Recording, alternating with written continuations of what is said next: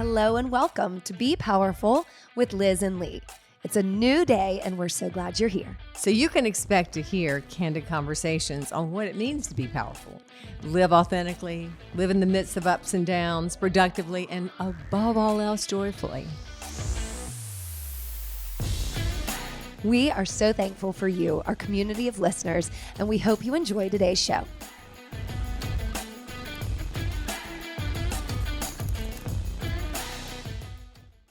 Hi. How you doing, Liz? I'm good, Lee. How's it going today on a sunny day? Oh, I like the sun. We've got to enjoy this, right? We've got about 15 more minutes before the... Hurry. Yeah. Run outside. No, it's too cold. Right, exactly. No, it's a beautiful day to talk about what we're going to talk about today, kind of metaphorical, I believe. And the topic, let's just get right to it. We want to talk about visibility. Right. And I think this is really interesting because you had a conversation with someone a couple nights ago maybe, and you know, we kind of brainstormed and thought we should talk about this. So we did. Tell me where it began.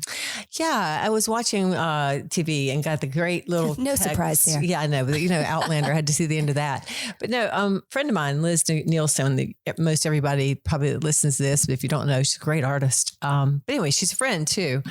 And she noticed on Instagram that you had a ring, and she lost her mind basically. Aww. But the beauty of talking to somebody like this, who is in a same-sex relationship, was she reminded me of the high visibility that I suppose that you and I have locally, and the difference that she believes that makes to other people that are not only struggling with being their real selves, whatever that means to them, but also to sort of opening the minds of people that maybe don't understand that at all. Right. And she said it so eloquently to me that I've been thinking about it ever since. And I thought it'd be sort of interesting for us to talk about that and to talk about why did we decide to, be so open about our relationship. And I know that in the very beginning, and I'll just go there, the very beginning of our situation with Lee and I was very private and very terrifying for me personally. And I've made that known on the podcast before, and for Lee it was different, but I was very, very afraid of my feelings, not the least of which was that it could not only ruin my reputation, my business, right. But it just shattered all of the beliefs that I had for who I thought I was. And I thought that I could never go outside of my own sexuality and fall for somebody, in the same sex. Right. I think that's very interesting. So to back it up a little bit, yes, we're talking to Liz. She and Lena, her wife, live in New York. And so she had just seen, I guess it was like you said, an Instagram post where she just wrote, how excited she was. And the part that I liked about that was how she said, you're in, a same-sex relationship within what seems to be like a normal on the outside persona. For you, for me, you were married to a man, you're a successful businesswoman. I was married to a man, I have 2 kids. So there's that quote unquote normalcy that we post had, and now to be in a different relationship, still within what people view as normal, empowers people who maybe have never felt normal, and maybe stretches them. I think the point about stretching someone's, whether it's imagination or their boundaries of who they think, for instance, if they look at us, they might, for instance, we have people that accept us that really can't get their heads around this. Right. Well, that's also a good thing. It's not only also a good thing, it is a good thing, because anytime you challenge yourself or someone challenges you to step outside of your own thought process, then you are going to grow. And then I sort of kind of delved deeper into this because I feel like, Liz said to me, you are not only, expanding people's minds, but in some cases you're actually, and as absurd as it sounds, saving people's lives. And I thought, well, that's an overreach. We're just 2 women that have chosen one another in a relationship. But for people that are younger, that perhaps have no one, and they are in the quote unquote normal community we're in, whereas they may have whatever reaction they may have to us, it still opens their eyes to, oh, so if they ever do feel something that is not quote unquote normal, meaning heterosexual love or right. I mean, sexuality, gender, all of it. I mean, I think the point is that that is all very complicated, and it's interesting. I want to ask you about the fears that you really had in the beginning, because I do think I absolutely did as well, but maybe because you're more in touch with your own feelings and experienced more than I have, that was a deeper feeling for you than the fear was that I had. Like, I had my own version of it, but talk about what was it that you were feeling specifically? Well, first of all, I felt a depth of attraction and love, that was new to me. And I will not belittle the attraction or depth of love that I had for my former husband in any way, shape, or means. It was just different and it was unexpected. And when I say it was a shock, it was the biggest shock of my life. There's no bigger shock that has ever happened to me. And I've had some really crazy things happen that was more of a shock. Well, at that point, I was terrified by it. Now I'm thrilled about it, but the terror came because I really and truly thought I was crazy. And I thought I must be some sort of a pervert or something, like, what is the matter? You're like having, what is this about? Some romantic notion about Lee. She's your friend and you're the dearest I had. But so that was terrifying. Just something brand new and kind of unknown. And I mean, I think at that point in your life, probably that came as such a huge shock. Well, let's just be real. I have not only been married to the same man for 37 years, but before I got married, I had plenty of time to be with other people. Yeah. And there were no women, of course. There were a lot of men. And when I say I mean it, I was very, let's see.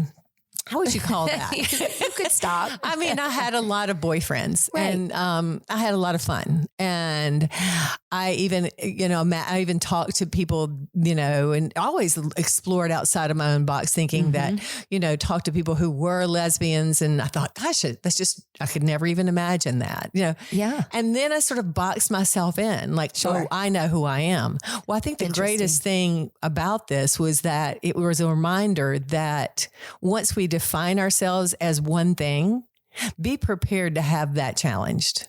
And it might have come late in life, right? Exactly. But it's challenged. And thank God, because it's not only opened me up to the knowledge that I am more than just a heterosexual woman who can only do thus and so, only in a certain box that I had to live in.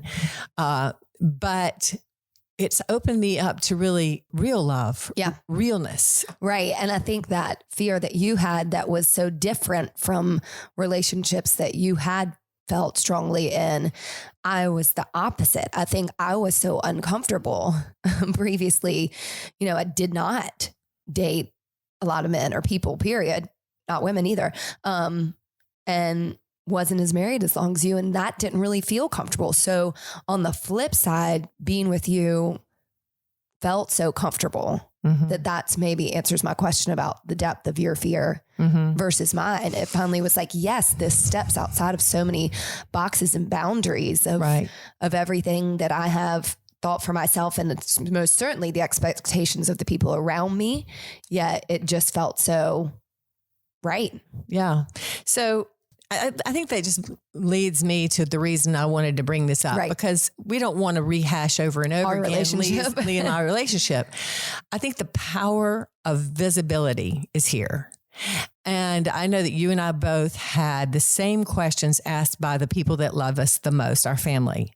Why do you have to be so public with this? Why can't you just be quiet? And so I'd like to answer that in a couple of ways, and then I want you to say something. Okay. First of all, we did not want to be public with this, and we were, vicious gossip is a very dark force. I'm just going to tell you, and when it happens to you, and people find you out, or call you out on something they, I guess, think you're doing, when there, where there's smoke, there's fire. They guessed it, but what they did was pervert it. Right. And so the perversion of the bad rumors that were about us had to be addressed.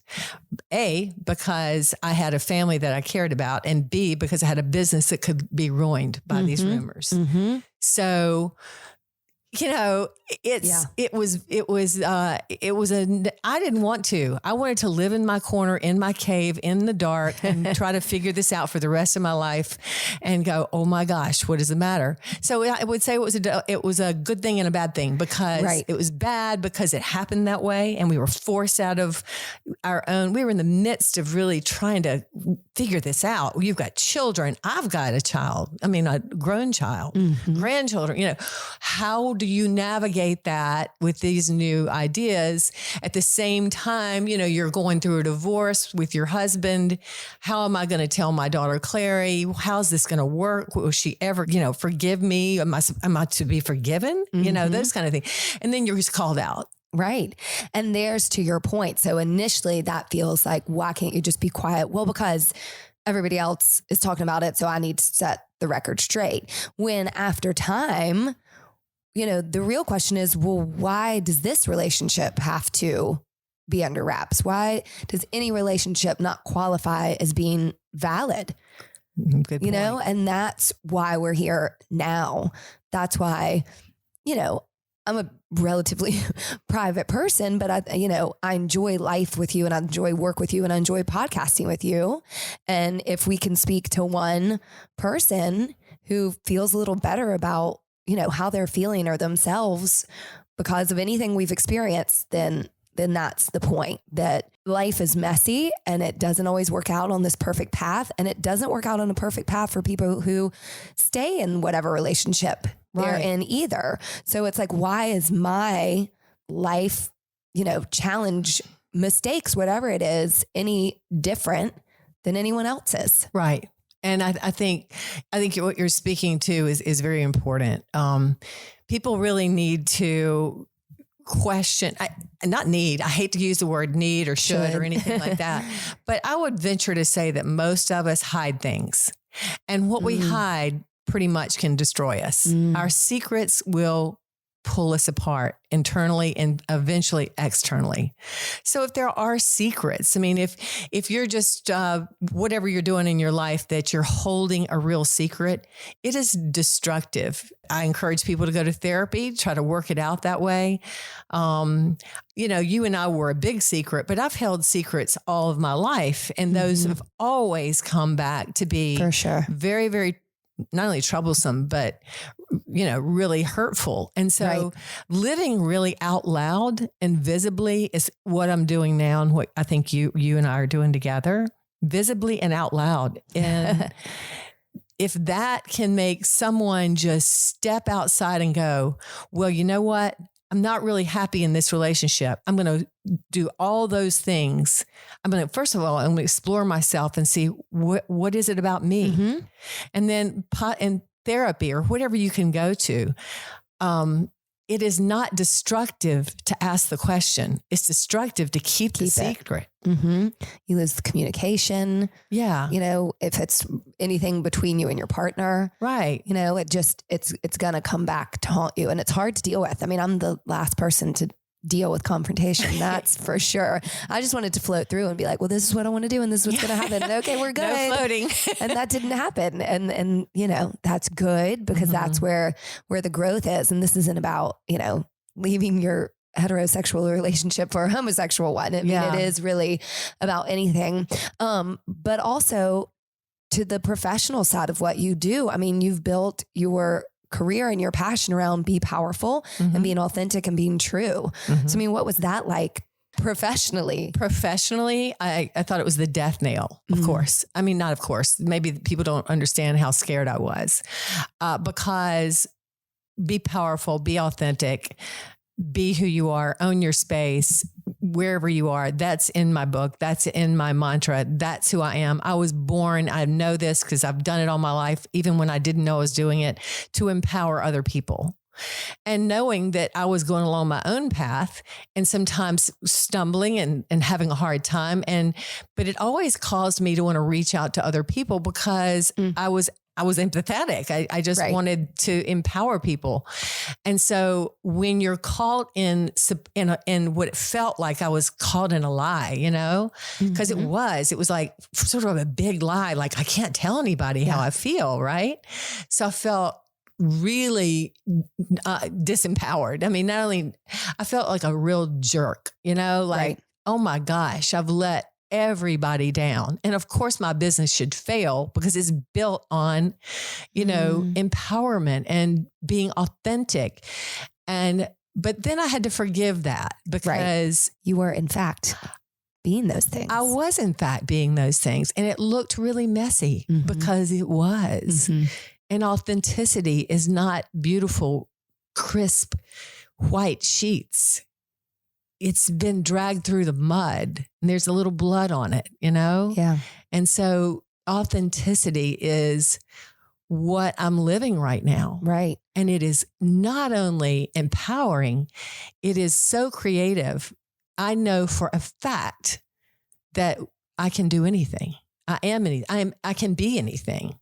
And I'm being who I want to be. And you have a real sense, I think, of need all your life and a real sense of that now, I think, and hopefully of freedom. And that doesn't mean freedom from, the shackles of relationships in any source. When you have a relationship like you and I have, it is freedom. Shackles come when there are bonds and bounds and things that you have to do. You must act this way. You must do this. You must have this role. You must cook the dinner. I must do the clothes. If we get down to that is confining. Freedom is when you have the freedom to really live your best self and have not only you love yourself, but someone also equally love yourself. And that's what you and I have. Completely. And it's incredible. I know. And it just popped into my head as you said that.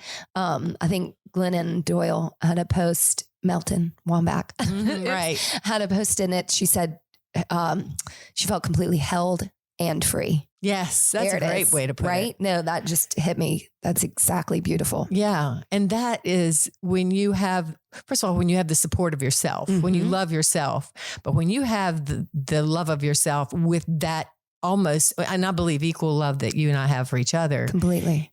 You are buoyed into a place that you've never imagined. That's right.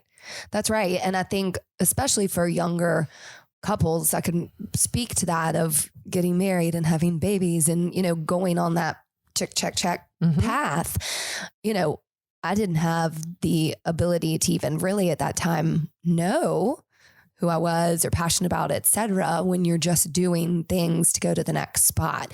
So I love that was how that part of my life happened, that I did get married, that I had children who were the biggest blessing of my life. But within those phases of life, to really find a way to better explore, your relationship and what you want out of it and the roles between the two of you. Yeah. I think you've inspired people like you're just talking about, because we have a lot of clients and friends that are your age and people that are having children and going through that. And I think that you are an inspiration to them to really, to get deep into their own selves first. Right. It's hard when you've got little babies and diapers and people, and it's hard to put yourself first. I just believe you're an inspiration to and people. And your partner first. I mean, it's not a selfish place where I want anyone to move away from the relationship they're in, if they don't want to. I mean, I think if you do or don't want to be in your relationship. And then how do you grow it healthfully? And I'm no expert for sure, but I have landed in a relationship with you that just feels magical in that sense. if you could go back to when you were having your babies, and I believe that all relationships are really important. I think the relationship you had with your husband was really important, not just because you had these two beautiful children, but what would you tell yourself? You know, of course you were in a difficult time. We all are. And sometimes it's hard, even in the absolute best relationships, to appreciate your partner when you're going through the travails of new motherhood and new fatherhood. Right. And it's hard I wouldn't really redo, because I think everything has worked out for us the way it needed to. And I've learned so much along the way. But for me, my personality just wasn't able to come to the table always with my voice in a way that could be heard. And so maybe because, I don't know, who knows what kind of impression you might, or I might have on people that are going through that. But I hope that it is to listen to their own voice and to speak it, even though it sounds like a mess. Yeah, right. I mean, anytime when I've really tried to voice my heart, I'm generally in tears. I mean, usually I can't breathe. You know, when you're really voicing your heart. Yes. It's hard to say words. Yeah. Makes you speechless sometimes. But I think if you're really honest with your partner, that's what you're going to do. Right. So. And there's help out. I mean, that's the thing.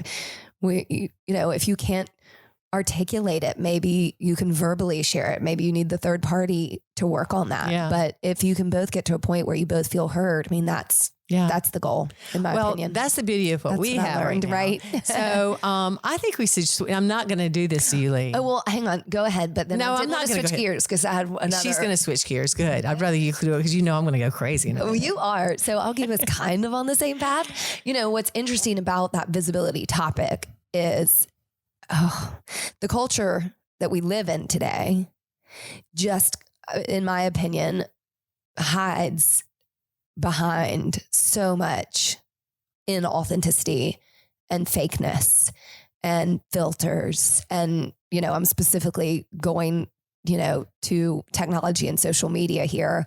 And it's the world we live in, but it just kind of drives me crazy. It should. It drives me crazy. It should drive all of us crazy, because there's a really great thing on HBO called Fake Famous. I recommend anybody would watch it. The whole influencer, whole spectrum of influencers, and how, high visibility we're talking about right now. Visibility and showing realness is different from high visibility and showing fakeness, because the fakeness is going to, if it really affects you, make you feel less than. Right. Realness is going to make you feel better and more than you feel right now. That's the difference. So if you're scrolling Instagram and you're looking at these influencers with 1 million plus people, and pretty much they just have beautiful makeup and whatever they do. I mean, there's some that are doing some great things out there, but there's others that I think is just, I can't follow it. Right. I have to unfollow to me, that. There feels like this vibe that we all kind of have to be the same. Yeah. Right. Like there's so many great tips and tricks and things we learn, et cetera. And we all know, and we both can say we've filtered or made a picture prettier because it's a visual medium. But the follow me and be exactly what I'm like and buy this or else, that we have no sense of, or we're diminishing, especially for the younger generation, any sense of true uniqueness. True. I mean, there's a version of it I see like artistically on social media, Instagram, that allows people to express themselves, what I love. But I feel like there's another level of, this is my perfect happy life and we should all do this and buy this. And there's no real like thought behind it. I don't know. It's easy. That's a rant. It's easy. It's easy and it's hard at the same time. I'm sure getting up every day and changing clothes 80 times and putting on makeup, that's hard. But at the same time, in this HBO special, it sort of says, literally 10 years ago, you asked children, what do they want to be when they grow up? Doctors, lawyers, firemen, policemen. Now, what do they want to be when they grow up? An influencer. Why not? These influencers are going to resorts in Italy and is spending the whole, 2 weeks free and getting paid, so there is just something about the fake famous, like, and if you're going to be that famous, then get real. Show us real, you know? And I know people are doing that. Yes, people are doing that. And so let's use that platform as much as we can to show realness. But at the same time, let's get off of it a little bit. Let's explore ourselves. Mm-hmm. You know, on that visibility note, what is it that we want to show to the world, and what kind of people and things we want to have in our lives? Well, I want to have high visibility and realness, because I like the visibility, because it's not only just my business, right? I mean, I'm going to be honest. I love the attention the Hilliard Studio Method gets, because that is it's like having a child you want everyone to appreciate, because that child, if I let you hold my child for a minute, you're going to feel better. That's what I feel about Hilliard Studio Method. That. You know, that's a great analogy. So there's the beauty of the high visibility. But if the high visibility for me and you personally, which I think we wanted to address today, because people again are like, you know, why can't you just be quiet about who you are? Yeah. Is because I'm not here to be quiet about who I am. I'm here to be out loud. And because I have something to be. And that is the light in all of us. Everybody here has something that they can be without even speaking a word, that we can look and see and go, wow, that's courage. That's love. That's strength. And everybody's going to get there through all of our little stumbling blocks that we do. So when you get a chance to be real, be out loud with it, so other people can see how you do it, how you screw it up too. You go, girl. You were going to take us on a tangent a while ago. What was it? Are we going to go on it? One of these days we're going to have a sexpert come on our podcast, because I was listening to Dax Shepard and the girl yesterday, Emily. She's so good. What's her name? Sex with Emily or something? I'm not. She's got a podcast. You found this. I have not yet. Well, anyway, I think that's one of the things everybody needs to kind of explore on their own. We're not going to go there today. However, I will say it's important. Everybody needs to have a good sex life, whether it's with yourself or with your partner. You need that. Trust me on that. There's a lot of information coming out right now. And what's her name? What's her last name? Emily. I think Morse, maybe. Emily Morse. Morse. Morse. Morse. Okay. I think I've got that right. She's got my attention. And it's not about just the act of sex, but the value and the opening that allows. And so we're all sexual beings, and it's kind of fun to be two women. We'll also do that one at some point. Yes. When you get your nerve up, because you're not ready. I'm just going to sit here while you go on your tangent. Oh, okay. Well, that's it. That's it. You're not going to No, you're not going there. You're interested in that. We're going to learn more about it. We're going to learn more about it. Right. There we go. Well, I agree with you though. It's a beautiful day. Let's go make it even more beautiful by being ourselves and shining our light. Sounds like a plan. Bye. Bye. Thanks for listening to us today, wherever you get your podcasts. And remember, you can now find our podcast on YouTube. Yeah. If you liked it, please share, rate, and review. We love 5 stars. And we hope you'll work out with us online or in studio at HilliardStudioMethod.com.